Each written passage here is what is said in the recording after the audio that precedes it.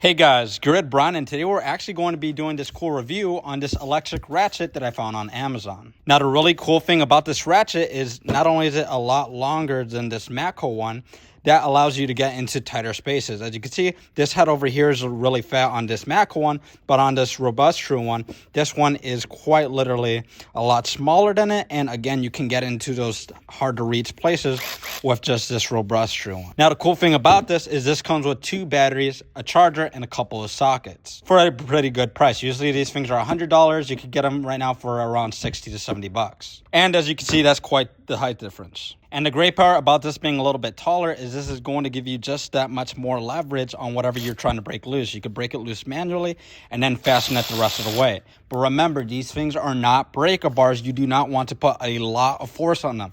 You want to lightly just break whatever loose and then zip it off. And as you can see, we'll go ahead and manually break it loose and then zip it off. Pretty nice.